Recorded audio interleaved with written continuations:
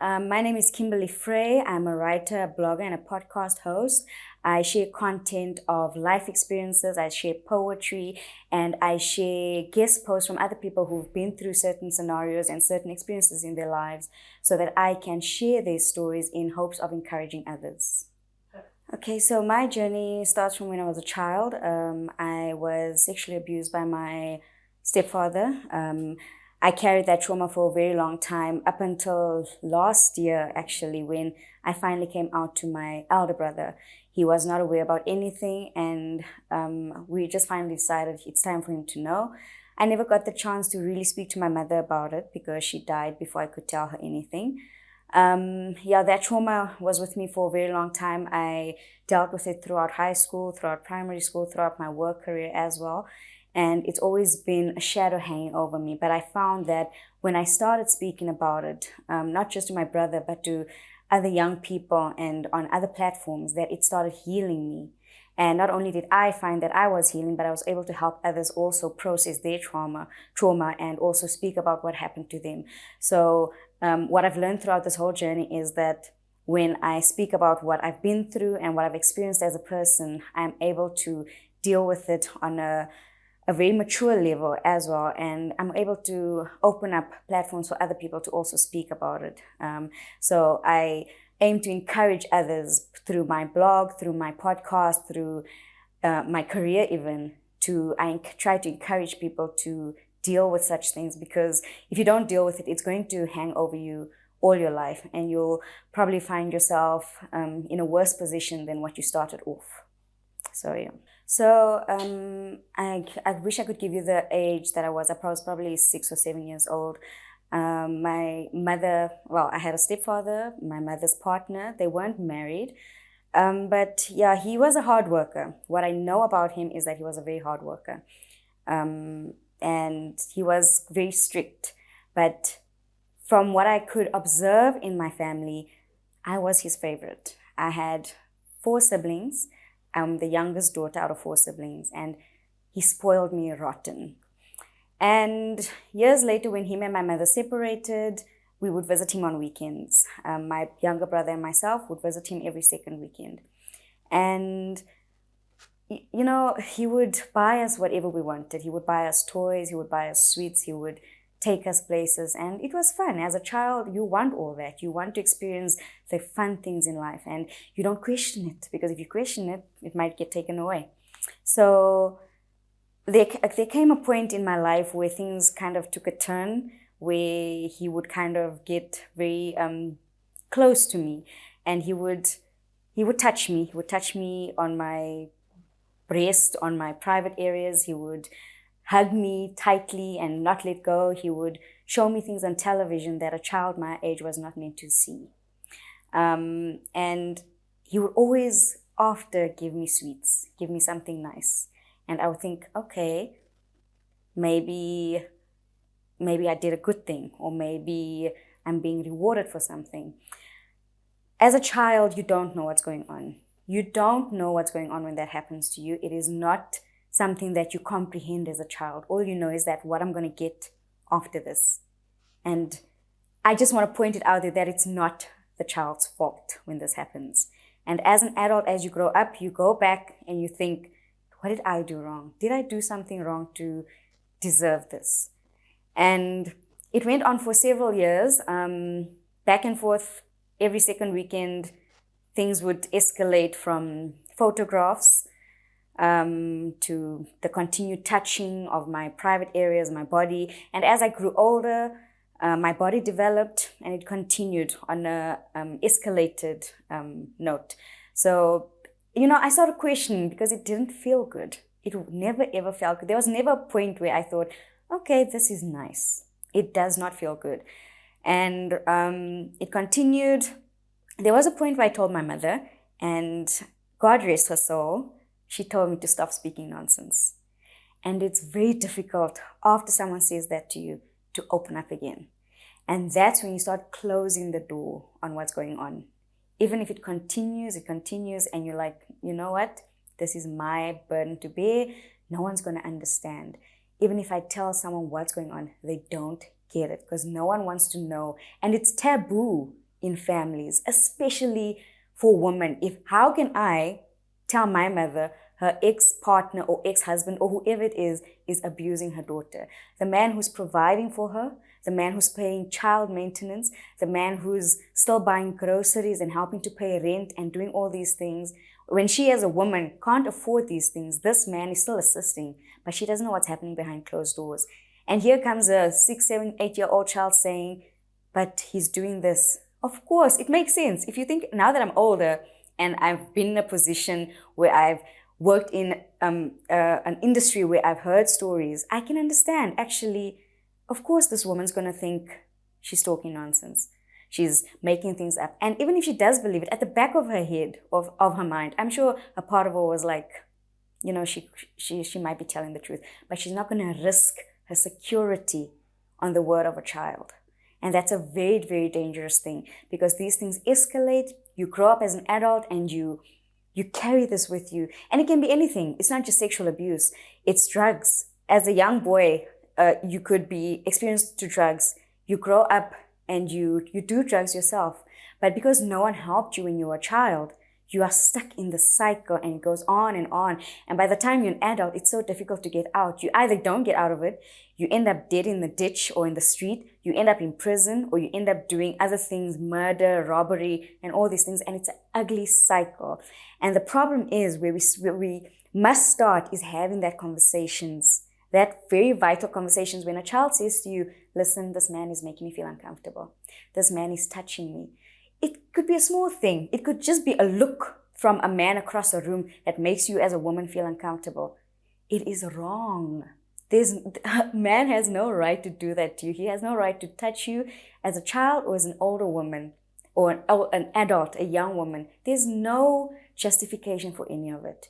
And that's where we need to start, by having those conversations. My relationship with men was deeply impacted. I stopped trusting men. There was a point in my life where I didn't want anyone near me. But what also happened later, when I grew up and I became a teenager and I started dating, is what I did was, and it's cliche, but what I did was I started looking for a father figure in these guys that I was dating. And it didn't matter. And you know, there's a narrative that we used to teach kids, and I'm so glad we stopped doing it, especially young girls. If he hurts you, he loves you. And that's exactly what I believed as a young girl. If he hurts you, if he cheats on you, if he hits you or whatever, he loves you. And that's what I started to seek out as a young girl, as a teenager. When I started dating, I got into a relationship with someone who made me feel very insecure about who I was.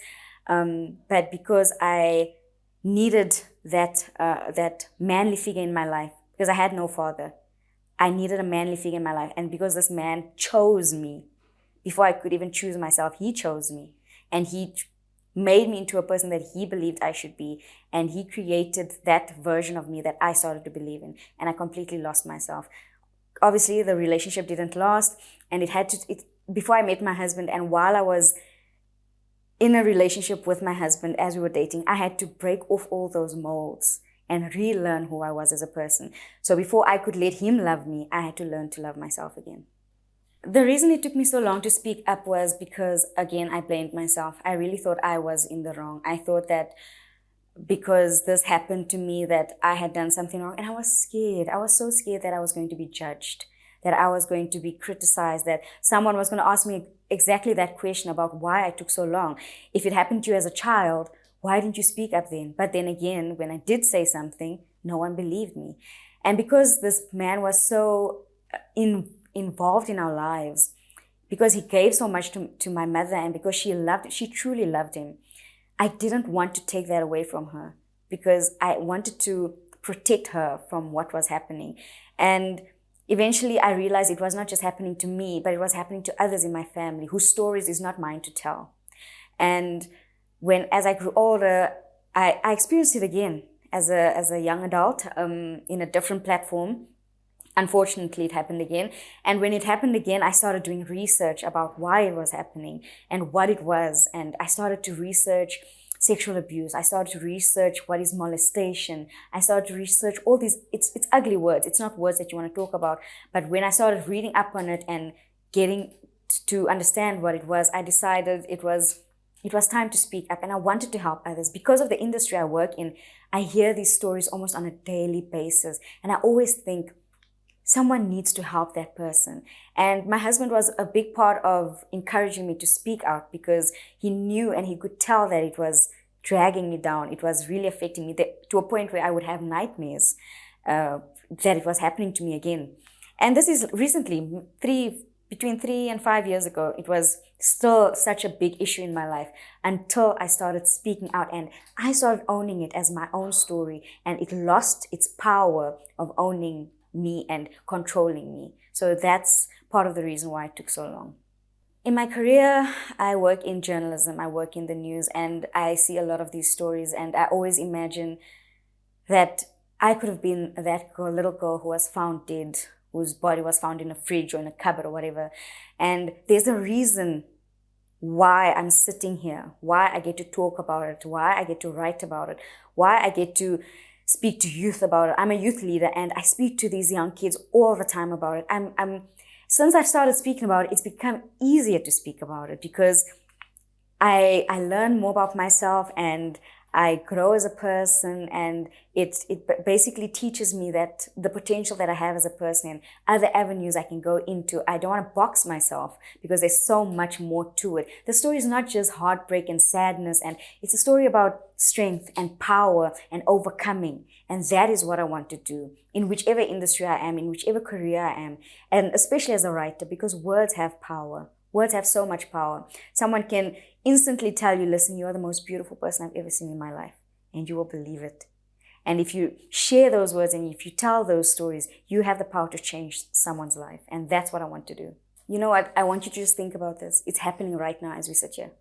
Somewhere in the world, it's happening right. It could be happening down the street. And the thing is, when it's not reported as much, we see statistics and we see numbers and we see police talking about the things they find and organizations, but it's not everything, because again, it's as much as it's being talked about and it's being exposed, it's still taboo. It's still happening in families, husbands with children and husbands with wives and fathers and kids, and everyone's so involved. It's such a family thing that it's so taboo. And I think the problem is, back in the day, it was very taboo. But the power we have now with social media and people behind accounts, and yes, it's poisonous, and we try to protect our children from it, but there's a lot of power behind someone with a cell phone. If you know it's happening, and if you know someone you know is going through it, you have the power, that cell phone that you have, to record. And it doesn't matter if you breaking some law, you are saving someone's life. So you have a lot of power with that phone. And that's what I love about what's happening now, because I didn't have that power back in the day. I didn't have a cell phone. I was a child, and I couldn't post, I couldn't share, I couldn't write about it. And I remember at some point I did write in a journal as a child, and my sister found my journal and she threw my journal away. Because again, it was taboo. We didn't talk about it. But now no one can stop you, because once it's on the internet, it's there forever. So there's a lot of power behind it. And sadly, yes, again, these crimes are not reported all the time, and we don't have the actual numbers of what's happening, but we must not stop trying. That's the issue. We must not stop trying. Once we stop trying, then we've lost it. Then we've lost the war. We've lost the fight. So I encourage you, if you are able and if you know something's happening, get evidence, do as much as you can, write about it, blog about it, go on TikTok, do everything you can to help someone else, because someone's going to see it and someone's going to repost and someone's going to share and someone's going to be arrested. You know, the problem, the mistake I made was when I told my mother and she told me to stop talking nonsense, I stopped telling someone. Keep telling people, even if they don't believe you. Keep telling your story. Tell it on a blog, tell it on your social media, tell people at church, tell people at work, tell your friends. Because people like talking. We like stories. As people, as South Africans, we tell stories. Tell your story, right? Put it in art. And people will see your art and they'll question, but what inspired this art piece?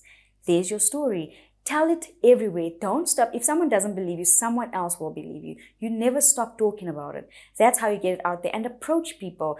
Find people on the internet. Again, we have the power of the internet. You can find me, you can find anyone online who's gone through something similar, and you can make a comment, you can send a DM, you can email, you can call. Everything is at your disposal right now. There's no, yes, sometimes resources are taken away, but again, word of mouth travels very fast. And I encourage you to keep talking about it, keep telling your story in any platform, in every platform that you find, because that's the mistake I made. When I stopped talking about it, it became worse, because then that thing takes over you. But if you keep talking about it, you let it go and it's out there. And people might say, I don't believe you, but someone's going to believe you. You can go to a neighbor, you can go to a teacher, you can go to, and don't just go to one person. If you go to someone at your school, go to more than one person. The more people know, the better. Go to search out organizations in your community. There's many organizations who help children, whether it's an orphanage or a clinic even, or a police station or a hospital in your community. There's a lot of those type of places in communities. Go there and tell someone, write a letter even, put something on paper. You must always make sure you have something on paper. If you don't have a phone, put it on paper, or send someone a letter. But always find someone, know what's going on around in your community, know what type of organizations are in your community. Walk around, talk to people, make friends. It's very dangerous not to have friends, not to have people you can confide in. And it does affect you, especially me. I know when I was going through this, I cut people off because I didn't want to, but I encourage you not to do that. Have friends, talk to people, and especially, again, I must emphasize, have something on paper, have something that you can physically give to someone. If you do have a phone and you can take pictures of whatever evidence, physical evidence you have, or take pictures and save it, put it on your cloud or share it to a friend, but always make sure you have something that's evidence, basically. Stigma is I don't like that word because it holds you back from a lot of things. And especially as women, and I'm not saying it doesn't happen to men, but especially as women, because we're meant to show up and be ready for anything. We meant to dress well, meant to speak well. But I think that stigma, it holds you back. And I think sometimes when you don't want to speak on things and you don't want to talk about it, you need to remember that someone else out there needs you. And I know it's a lot of pressure. It is a lot of pressure to think, if I don't talk about this, someone else is going to experience this and that person won't know there's help out there. And that is something that held me back. Until someone told me that, listen, if you don't speak about this, someone else is going to go through it and they're not going to know that they can help someone else by talking about the story. That's why communication is so important.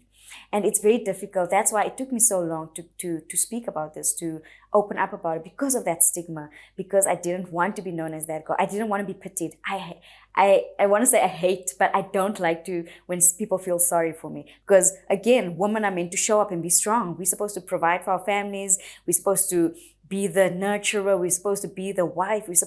And it's a lot of pressure. But I think once you look beyond that and you realize, I'm a human being with feelings, I'm a person, I bleed just as you bleed, I hurt just as you hurt, I understand that what I've gone through, you've possibly gone through. And that is something that when I blog, the reason I write my stories is because I know someone else is going through the exact same thing. And sometimes my stories and my posts don't make sense to people, but I know somewhere across the world, someone's experiencing that. And I've gotten messages where people are like, thank you for sharing that story because I've been through that. And that's how you get over that stigma, because you're connected to someone across the world. It doesn't necessarily have to be someone in your neighborhood or your home, but somewhere someone is connected to you and you are that person's anchor. And by you getting over that stigma and working through your issues, working through your problems and speaking to people, that is you opening up the door for someone else. Okay, so there are various cases that we've heard of that has been on social media, on the news even, where women go out with men and they cry wolf the next morning. They ask for money and they say, if you don't give me this money, I'm going to go and say you did X, Y, and Z to me. And it is a very wrong thing to do, especially when, first of all, that man is possibly innocent. And I know in some cases, yes, it's an older gentleman, it's a young woman with an older man, but you have no right to, first of all, destroy that man's reputation. You invited yourself into that man's space, and that is wrong. Secondly, it's just wrong on so many levels because you are now destroying a space for young women to feel safe. You are dampening the community of people who are trying to help women who have gone through sexual abuse, who are going through sexual abuse, who are being abused in their homes right at this moment. And you are also just, you are destroying the foundation of families. Because yes, as much as it's a lot of pressure, a woman is very important, very vital in a family life. And when you go out as a young woman and you go and you cry wolf and you tell a man to pay you money, and you are building a society of women who are going to find themselves in situations that they can't get out of. Because someday some woman's going to do that exact same thing and she's going to end up dead. She's going to end up on the news. She's going to be a statistic, and no one's going to be able to figure out what went wrong. And again, social media is so powerful because pictures are being taken. You're taking selfies. You're sharing your location. You are telling your friends, and people see things on social media and they're like, oh, look at her. She's out with this guy. She's getting the bag. She's with this guy. And then the next day you're telling this man, listen, I'm going to do this and this if you don't give me money. Where are your values? And I have to be blunt about it, but where are your values as a woman? Where, as a young woman, what are you focused on? Why are you not thinking about the consequences of your actions? Why are you not thinking of the family, the friends that you are influencing? Because that's all we are about these days, isn't it? We are all about influences. And that you are influencing someone. You are influencing a 13, 14-year-old girl to go and do exactly the same thing. And she's going to end up in a situation where she can't get herself out of. And I encourage you not to do that. If you are struggling with a mental health problem and you feel like, if I don't do this, if I don't put myself in this situation, I'm not going to feel better. Again, speak to someone. Speak to someone and reach out to someone. Just don't think that adding a situation like this on top of your mental health issues and sweeping it under the carpet is going to solve anything. You're not going to feel better. You're not going to feel better. In fact, you're going to feel worse. So yeah, I don't think that's a great idea. I don't think it should be done. And I think women and young girls should find spaces where they feel safe to talk, because I don't think you do this because you want to do it. I think you're doing it because you're feeling some type of way and you're struggling with something. And then you think, if I act out, then I'm going to feel better, because that's exactly what you're doing. You're acting out. So yeah. Well, to parents out there, especially parents of daughters, not just, actually I shouldn't say that, because usually in most cases it's men causing the crime. And but me as a mom to a daughter, I think if your child or your daughter comes to you, or even your son comes to you and says, Mom, Dad, this is what's happening, please believe them. It's so traumatizing to a young child when something is happening and no one believes you. It is utterly painful. And you start questioning yourself as a child. You're like, oh, did that really happen? Maybe I imagined it. Maybe I dreamt about it. Believe the child and question what the child is saying and investigate. It is your responsibility as a parent to do that. That is your responsibility. You were given this child to protect and love and nurture and make sure that child grows up to be a success in life. It is your responsibility. It is what it is. There's no running around or ignoring it. It is your responsibility. So please believe your child when the child comes to you and says, this is what's happening. And even if it turns out that it was a misunderstanding, which is highly unlikely, but even if it is a misunderstanding, that child will trust you. That you have built trust, because my mom, my dad believed me. I can go to my mom and my dad with anything. And because of, in scenarios where you don't believe the child, it escalates, and that child doesn't trust anyone. That child carries burdens and secrets, and that child just, again, acts out as well, because no one believed me, so it doesn't matter. It doesn't matter what happens to me. And in those cases, we also find suicides, because I'm carrying all of this. No one believes me. My mom didn't believe me. What do I have to live for? And we don't want that. And then in the case of my own daughter, she's 9 now. She's turning 10. And sure, it happened so fast. I love my kids. I want them to be the best at whatever they do in life. And for my daughter, we've kind of had this conversation about, puberty. As a young girl, she develops faster. We've had the conversation about periods. We've had the conversation about puberty. We've had the conversation about boys. The thing is, I know some people may think, oh, but she's so young. She's not. No, it's happening. It's happening from ages of 7, 8, 9, 10 upwards.